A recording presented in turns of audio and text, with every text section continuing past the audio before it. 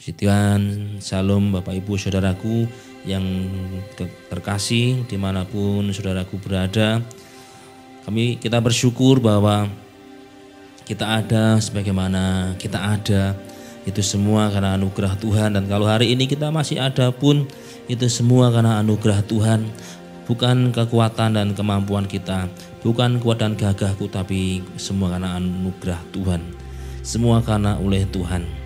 Dan kalau kita menjadi anak Tuhan, kita menjadi milik Tuhan, itu juga anugerah. Sebab siapakah kita, orang yang berdosa, tapi kita menjadi anak-anak Tuhan yang dikasihi.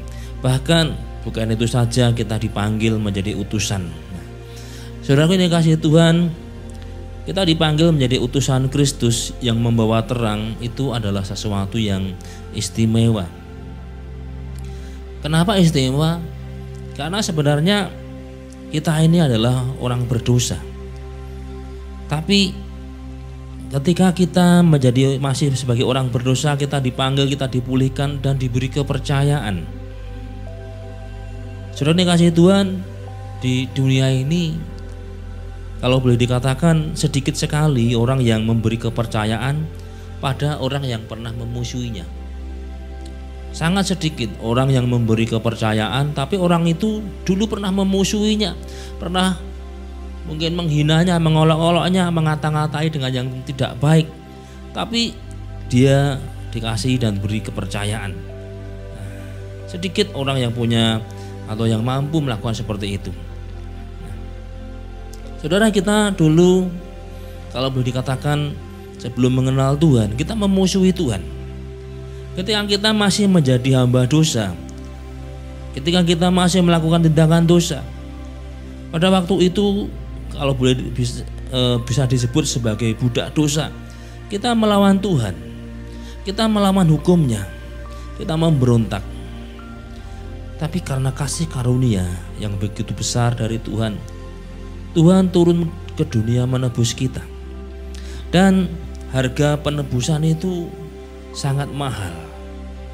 Sebab harga penebusan itu tidak diukur dengan barang yang fana, tapi dengan darah Tuhan sendiri. Jadi kita yang berdosa itu dihargai dengan sesuatu yang bernilai kekal. Jadi ini sesuatu yang sangat tidak sebanding. Karena sebenarnya kalau boleh digambarkan, kita ini kalau ibarat sesuatu barang itu sudah rusak. Kita sudah rusak oleh karena dosa. Tapi dihargai begitu mahalnya, sangat-sangat tidak sebanding. Kalau boleh disamakan itu misalkan ya, itu seperti sepeda kayu, sepeda orang mengatakan sepeda ontel gitu. Sepeda yang sudah rusak, karatan, rongsokan, dan dibuang, mau didol kilon atau mungkin dirosok. Tapi kemudian ditukar dengan mobil Ferrari terbaru, mobil sport Ferrari terbaru yang harganya miliaran. Dan itu kalau istilahnya namanya tukar guling. Jadi seperti orang menukar, ini punyaku, kamu punya, saya pakai, ini wis sekarang itu jadi milik saya. Kita yang tadinya punya sepeda rongsokan yang sudah karatan, rusak, kemudian ditukar dan kita sekarang mempunyai mobil sport Ferrari terbaru dengan harga yang begitu fantastis. Itu sangat tidak sebanding. Nah, orang mungkin akan berkata begini, itu hal yang gila dan tidak ketemu nalar.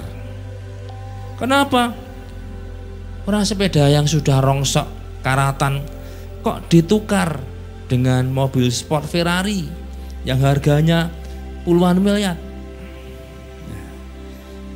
Orang akan mengatakan ini satu tindakan yang mungkin gila, tidak ketemu nalar. Saudara, begitulah Tuhan, kasihnya kalau diukur dengan logika, maka tidak akan ketemu nalar. Kenapa? Bagaimana mungkin manusia yang sudah rusak karena dosa, seperti gambaran sepeda yang sudah rosok tadi, dan ternyata manusia yang sudah berdosa tadi itu menentang Tuhan, melawan perintahnya, mendurhaka kepadanya. Tapi Tuhan masih mau menolong dan membayar itu dengan nyawanya sendiri, dengan darahnya sendiri. Dan bukan itu saja, manusia yang dihargai begitu mahal tadi juga kemudian diberi kepercayaan dan kuasa. Dan kuasa itu dikatakan kuasa yang seperti ada pada Tuhan. Maka secara logika jelas ini tidak ketemu nalar. Orang mungkin menganggap sebagai satu hal yang bodoh atau kebodohan. Dan itulah yang Rasul Paulus katakan, bagi dunia iman Kristen itu dianggap sebagai satu kebodohan. Karena memang tidak ketemu nalar, bagaimana mungkin manusia yang sudah berdosa melawan Tuhan memberontak, kok cuman percaya saja diselamatkan. Dan kemudian bukan itu saja, diberi kepercayaan menjadi rekan sekerja Allah. Maka orang mengatakan tentang iman Kristen itu, mereka katakan sebagai hal yang aneh. Ada yang mengatakan kebodohan. Tapi itulah realitanya, itulah faktanya, bahwa menunjukkan betapa besar kasih Tuhan dan betapa tinggi penghargaan Tuhan pada kita manusia. Sebab di sisi lain, walaupun kita ini karena dosa rusak, kalau ibarat sepeda sudah rosok, tapi satu sisi yang tidak bisa dipungkiri bahwa manusia pada mulanya diciptakan segambar dan serupa dengan Allah. Bahwa manusia itu datang dari Allah. Dia diberikan nafas hidup. Di dalam dirinya waktu itu ada yang namanya, kalau boleh disebut, ruah Elohim. Itu adalah hasil karya terindah dari Allah. Itu adalah curahan isi hati Allah. Maka Allah tidak menginginkan bahwa manusia sebagai makhluk yang paling mulia yang Ia ciptakan itu rusak. Allah tidak menginginkan bahwa manusia sebagai curahan hatinya itu selamanya rusak. Maka seberapapun harganya akan dilakukan untuk kembali mendapatkan manusia agar bersama dengan Dia. Dan harga itu adalah nyawanya sendiri, darahnya sendiri. Nah saudara yang kasih Tuhan, kalau kita menyadari akan kebenaran ini, maka kita tahu bahwa betapa istimewanya kita ini sebenarnya. Tuhanlah yang membuat kita ini istimewa. Dari pemberontak menjadi partner. Itu luar biasa, saudara. Maka benar apa yang Alkitab katakan, jangan pernah menyia-nyiakan kasih Allah yang begitu besar. Nah, saudara yang kasih Tuhan, sebagai partner Tuhan, rekan sekerja Tuhan, Tuhan memberikan pada kita kuasa dan kepercayaan untuk membawa terang bagi bangsa-bangsa. Mari kita akan belajar tentang kebenaran ini, supaya kita segera bergerak, karena inilah waktunya. Bangsa-bangsa sedang di dalam kegelapan dan harus menerima terang itu. Mari saja kita akan membaca firman Tuhan, kita akan renungkan di dalam kitab Nabi Yesaya pasal 9 ayat yang pertama. Kitab Nabi Yesaya pasal 9 ayat 1. Saya akan membacakan bagi Bapak Ibu Saudaraku. Firman Tuhan demikian dalam kitab Nabi Yesaya pasal 9 ayat yang pertama. Bangsa yang berjalan di dalam kegelapan telah melihat terang yang besar. Mereka yang diam di negeri kekelaman, atasnya terang telah bersinar. Mari kita perhatikan ayat ini.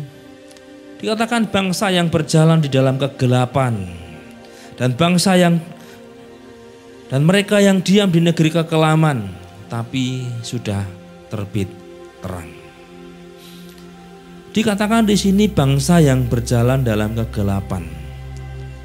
Saudaraku dikasih Tuhan, kata bangsa yang digunakan dalam bahasa aslinya di sini ternyata ditulis dengan kata am.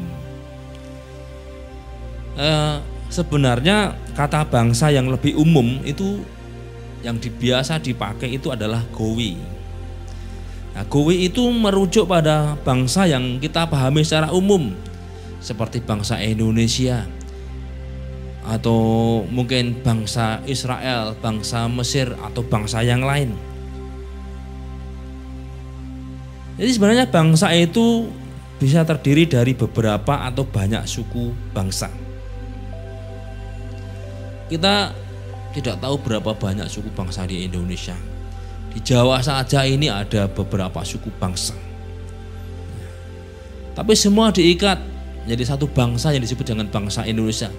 Jadi tidak ada bangsa Jawa, bangsa Baduy, bangsa Sunda. Tapi orang mengenal bangsa Indonesia dari Sabang sampai Merauke, dari Papua sampai Aceh. Dan itu terdiri, kita tidak tahu berapa puluh suku bangsa yang ada. Tapi kalau orang mengatakan bangsa Indonesia, mereka akan ngerti, oh itu dari Aceh sampai Papua, Sabang sampai Merauke.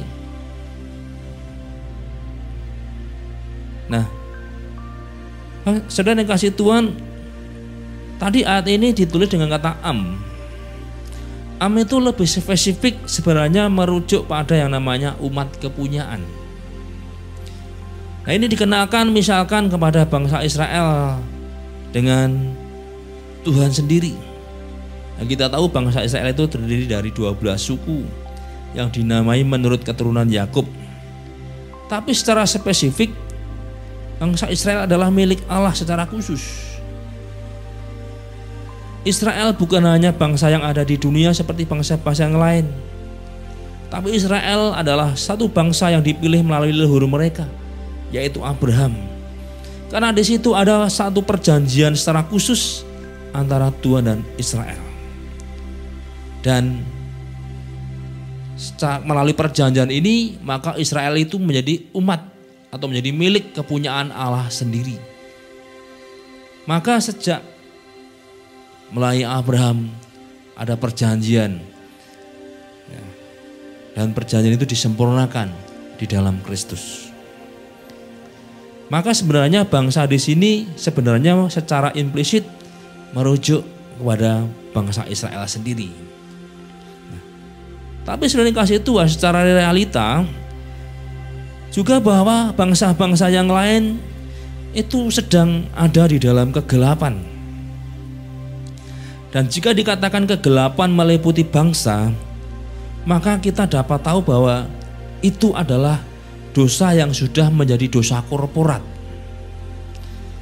Karena dikatakan kegelapan menutupi bangsa, bukan seseorang, tapi bangsa. Nah, di sini kita lihat yang namanya dosa korporat, saudara.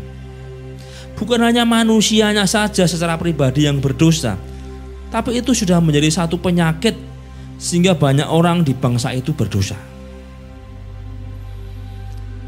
Saudaraku yang dikasih Tuhan, hari-hari ini kalau kita perhatikan itu sedang terjadi. Dosa korporat itu terjadi. Sebagai contoh, ada bangsa atau negara yang melegalkan yang kita kenal dengan LGBT. Sekarang juga ada namanya LGBTQ. Beberapa hari ini sempat heboh bahwa ada seseorang yang ditunjuk menjadi menteri, seorang laki-laki, dan ketika dia ditunjuk dari seorang menteri, dia ini memperkenalkan suaminya, saudara. Padahal dia laki-laki dan dia kenalkan suaminya. Ya, saudara mungkin tahu siapa yang saya maksud. Dan itu mereka berciuman. Dia seorang laki-laki memperkenalkan suaminya. Nah, kalau seorang laki-laki kemudian memperkenalkan istrinya, ya itu wajar. Seperti misalkan saya memperkenalkan ini istri saya namanya Eni Kristinawati. Orang ya lumrah. Saya seorang laki-laki memperkenalkan istri seorang perempuan, seorang wanita. Nah, ini seorang laki-laki dan dia diangkat menjadi menteri, dan kemudian dia berkata, saya mengucapkan banyak terima kasih kepada Bapak Presiden, tapi juga dukungan suami saya. Nah, dia laki-laki, kemudian dia katakan dukungan dari suami saya. Seorang laki-laki berdiri di belakangnya. Ternyata juga suaminya itu laki-laki juga. Ini yang memperkenalkan seorang laki-laki dan mengenalkan suaminya. Laki-laki mengenalkan laki-laki sebagai pasangan hidupnya. Saudara, mungkin hal seperti itu di belahan dunia yang lain atau di beberapa negara sudah menjadi legal. Tapi mari kita melihat bahwa ini jelas-jelas melawan hukum Tuhan. Ini adalah satu kejijikan di hadapan Allah kita. Ada orang berkata, "Oh, itu kan hak asasi manusia, Pak." Mungkin itu orang juga mengatakan humanisme. Tapi mari kita berpikir, apakah karena yang namanya hak asasi manusia kemudian perintah Tuhan tidak diberlakukan? Apakah karena yang namanya hak asasi manusia kemudian firman Tuhan diabaikan? Mari kita melihat dari manakah datangnya manusia. Manusia datang dari Tuhan, tapi justru manusia mengabaikan haknya Tuhan. Yang dikedepankan haknya sendiri, tapi haknya Tuhan, yaitu pendudukan diri, ketaatan pada perintahnya. Itu sesuatu yang menjadi hak Tuhan dan menjadi kewajiban bagi manusia, tapi itu diabaikan. Kalau boleh kita katakan itu sangat egois. Dan dosa seperti itu menjadi legalisasi di satu negara, menjadi satu legal hal di satu bangsa, maka itu menjadi dosa korporat. Manusianya saja, tapi bangsa itu sudah berdosa, jadi dosa korporat. Maka benar kalau dikatakan bahwa bangsa berjalan dalam kegelapan. Kata berjalan di sini itu maknanya secara halak, secara literal itu berjalan di tanah. Tapi halak itu juga punya makna, artinya cara hidup. Banyak orang mereka menuruti cara hidupnya sendiri. Ini hak saya kok, ini hak asasi manusia kok, sakarepe dhewe. Dan akhirnya perintah Tuhan diabaikan. Seperti tadi yang kita gambarkan atau sebagai satu contoh tadi. Mungkin di bangsa itu mereka katakan menjunjung tinggi hak asasi manusia. Tapi apakah karena alasan hak asasi manusia, kemudian manusia yang datang dari Tuhan kemudian haknya Tuhan diabaikan? Itu sama seperti seorang anak yang dia dilahirkan oleh orang tuanya dan kemudian memberontak pada orang tuanya. Dia tidak sadar bahwa dari mana dia datang. Pada dasarnya seperti itu adalah pola hidup atau cara hidup yang menuruti keinginan daging, memburu senangnya sendiri. Kalau boleh dikatakan mereka adalah orang-orang yang dibutakan oleh ilah zaman. Nah, karena dibutakan oleh ilah zaman, maka tindakannya ngawur, perkataannya ngawur. Bahkan sekalipun mungkin itu orang menyebut sebagai tokoh agama. Tapi karena berjalan dalam cara hidup kegelapan, akhirnya ngawur. Nah, kata kegelapan di sini pernah dulu saya singgung di ibadah raya, yaitu khosek, dari kata kasak. Itu maknanya adalah orang yang jauh dari Tuhan. Tapi juga kasak itu ada makna yang lain, adalah bingung. Orang yang hidup dalam kegelapan, dia akan bingung. Hari-hari ini banyak orang bingung karena kesukaran yang terjadi. Ada banyak orang tidak tahu bagaimana menghadapi tahun 2021 ini yang sudah berjalan beberapa minggu. Ketika tahun lalu diperhadapkan pada badai yang besar dan kehilangan pengharapan, tapi tahun 2021 pun masih bingung. Itulah sebabnya kemudian masih banyak orang berjalan dalam kegelapan, hidup dalam kegelapan. Bingung, tidak tahu apa yang harus dikerjakan. Dan akhirnya tidak sedikit yang ngawur, mencari pertolongan kepada dunia kegelapan. Bapak Ibu Saudara yang kasih Tuhan, itulah keadaan di akhir zaman ini.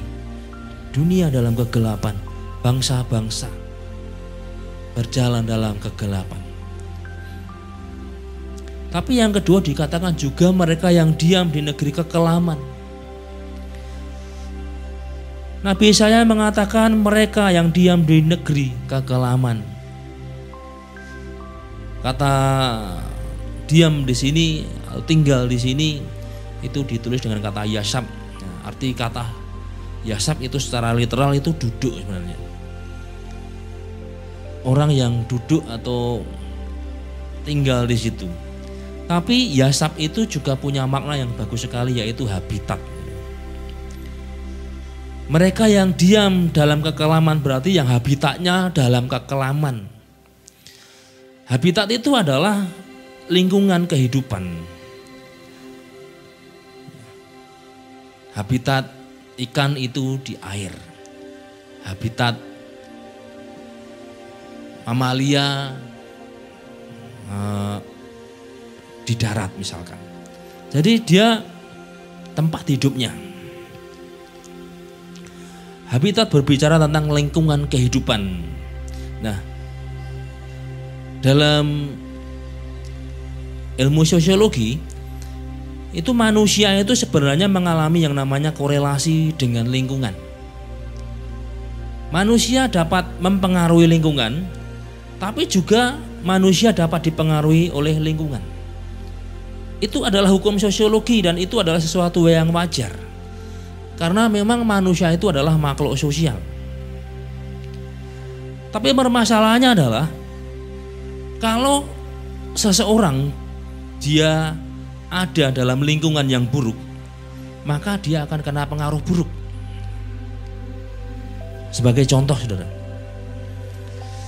ada satu kasus namanya penyakit itu Minamata di satu teluk di Jepang yang bernama Teluk Minamata. Teluk Minamata adalah satu teluk yang sangat bagus, di mana ikan-ikan itu bertumbuh dengan baik. Dan dari Minamata ini produksi ikan itu sangat banyak. Karena teluk ini sangat memungkinkan untuk ikan itu, terutama ikan payo, itu percampuran antara air tawar dan air laut itu bertumbuh dengan baik. Sehingga di sini dikembangkan perikanan di Jepang pada waktu itu. Di samping yang kedua, pemandangan yang sangat indah sehingga Minamata menjadi salah satu, kalau sekarang orang katakan, destinasi wisata. Tapi juga kuliner yang baik. Nah, kalau waktu itu mungkin belum semaju sekarang kulinernya. Dan orang mengatakan kalau mau cari ikan yang enak pergi ke Minamata. Nah, tapi yang terjadi kemudian di hulu sungai yang mengalir ke teluk ini dibangunlah satu pabrik yang memproduksi bahan-bahan kimia. Nah, pabrik ini membuang limbah kimia ke Teluk Minamata, saudara. Mereka buang limbah kimia itu ke sungai dan sungai itu mengalir ke Teluk Minamata. Dan itu kandungan merkurinya ada, kandungan bahan-bahan kimia yang lain ada. Yang terjadi kemudian sedikit demi sedikit ikan-ikan itu mulai tercemar oleh limbah bahan kimia. Nah, pada satu waktu tertentu setelah cukup lama, mendadak banyak ikan mulai mati. Dan orang yang mengkonsumsi ikan-ikan yang dihasilkan dari teluk ini, khususnya penduduk di Minamata, mereka perempuan-perempuan yang mengandung ketika melahirkan anaknya itu cacat, saudara. Ada yang buta, ada yang tangannya ini besar sebelah. Dan itu menjadi sesuatu yang mengagetkan pemerintah Jepang pada waktu itu. Kemudian dikirimlah tim ahli untuk menyelidiki kenapa kasus ini begitu cepat terjadi. Dan mereka mendapati banyak ikan yang hari itu sudah mulai banyak yang mati. Nah, tim ahli ini kemudian menemukan kandungan merkuri yang sangat besar di dalam ikan-ikan ini. Dan mereka mulai telisir, dari mana ini sumber kandungan bahan kimia itu. Dan akhirnya diketemukanlah itu yang membuang limbah kimia ke sungai yang mengalir ke Teluk Minamata. Nah, setelah bukti-bukti dikumpulkan, maka pabrik itu ditutup dan perusahaan itu tidak boleh berdiri lagi untuk selamanya. Nah, tapi dampaknya sudah terlanjur. Banyak penduduk Minamata yang tercemar oleh lingkungan yang terkontaminasi dari limbah kimia, yang menyebabkan kecacatan pada generasi selanjutnya. Inilah gambaran yang saya katakan bahwa lingkungan itu dapat mempengaruhi. Itu baru lingkungan fisik, saudara. Nah, lingkungan sosial juga demikian. Dengan siapa kita bisa bergaul, itu bisa saling mempengaruhi. Nah, kalau orang dia tinggal dalam lingkungan yang kelam, dia tinggal dalam lingkungan yang buruk, dia bisa dipengaruhi untuk menjadi buruk. Akhirnya rusak. Dan itu yang sedang terjadi. Tapi juga keadaan yang demikian itu bisa membuat manusia mengalami kekelaman hidup. Kata kekelaman di sini ditulis dengan kata salmafet, artinya berbahaya. Saudara ini kasih Tuhan berbicara tentang yang namanya keadaan yang berbahaya. Hari-hari ini kalau boleh dikatakan habitat kita, keadaan lingkungan kita itu berbahaya. Dan pemerintah menyadari bahwa ini keadaan yang berbahaya, maka kemudian melakukan yang kita kenal dengan PSBB. Pembatasan kegiatan sosial berskala besar. Nah, rencana PSBB itu 2 minggu. Tapi karena pemerintah masih melihat kemungkinan berbahaya itu cukup tinggi, sehingga diperpanjang sampai tanggal 8 Februari nanti.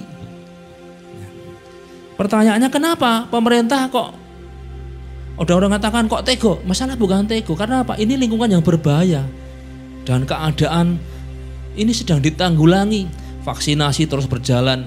Ada survei yang saya baca kemarin bahwa Indonesia termasuk negara yang cepat dalam melakukan vaksinasi, melebihi beberapa negara Eropa. Di rekor itu nomor 1 masih Israel, yang paling baik, paling cepat. Nah, tapi Indonesia itu dibandingkan dengan beberapa negara Eropa itu masih jauh lebih tinggi nilainya, jauh lebih baik. Nah, ya kita bisa bayangkan berapa banyak jumlah penduduk Indonesia, tapi kalau berjalan begitu dinilai paling termasuk baik, ini satu aplaus bagi pemerintah yang dipimpin oleh Bapak Presiden kita dalam penanggulangan virus corona ini.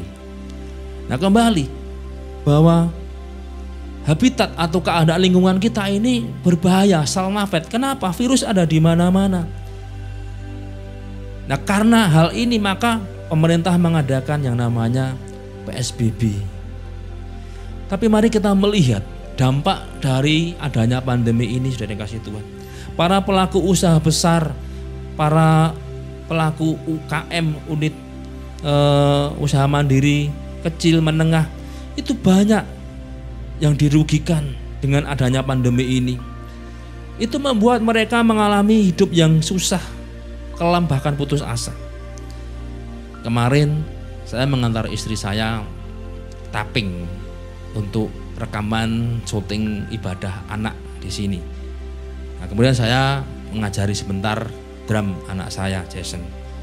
Nah, rupanya tappingnya itu agak terlambat karena masih ada yang belum datang. Jadi, rencana jam 6 sehingga mundur hampir setengah 7.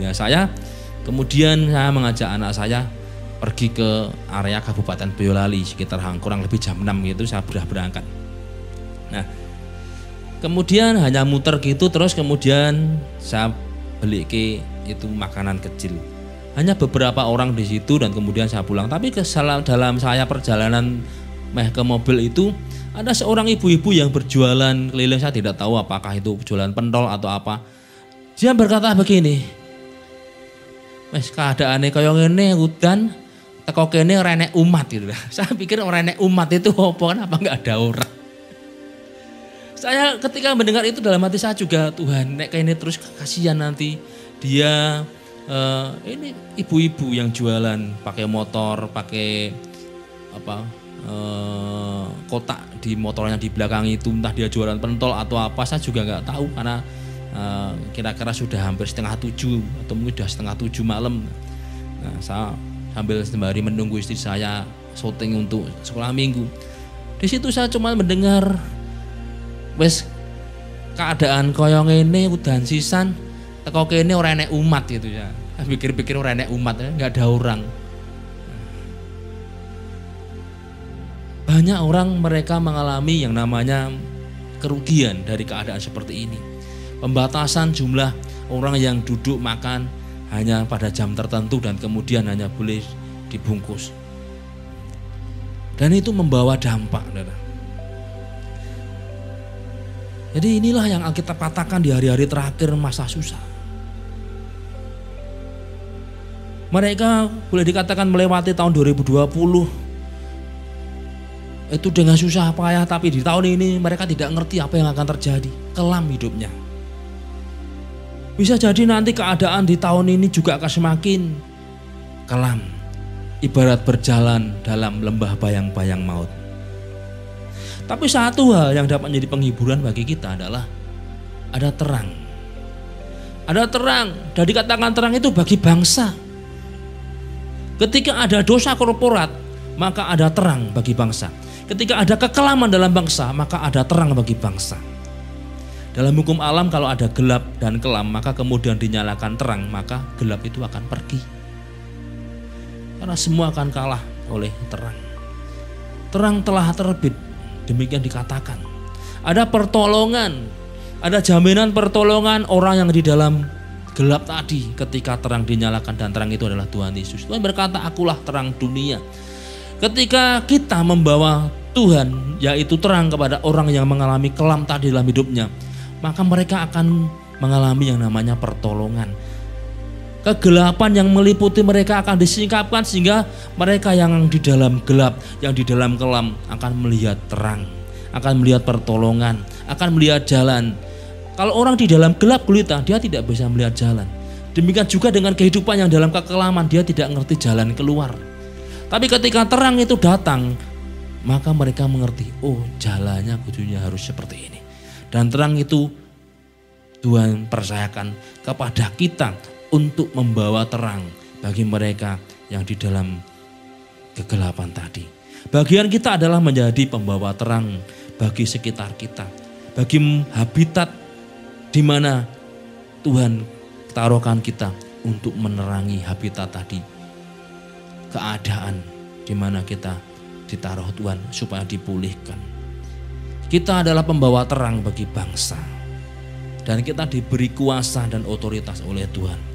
Maka saudara dikasih Tuhan, kalau kita sudah mengalami terang Tuhan, ditunjukkan jalan oleh Tuhan, bahkan diberi kekuatan dan ditolong oleh Tuhan, mari kita bangkit dan kita nyatakan terang itu dengan ajaib, karena kita diberi kuasa yang ajaib untuk menyatakan terang. Mari kita bercahaya agar menjadi terang bagi bangsa kita, sehingga semua akan dipulihkan. Saya percaya inilah waktunya gereja bergerak, gereja bertindak. Bukan kebetulan tema ini didapat Bapak Gembala, tapi itu adalah memang rema Tuhan.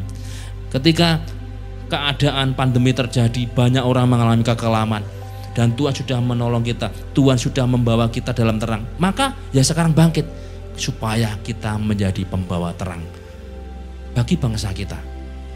Dan itu adalah hal yang istimewa yang kita alami. Tuhan, bilah firman Tuhan ini menjadi berkat bagi setiap kita. Tuhan Yesus memberkati.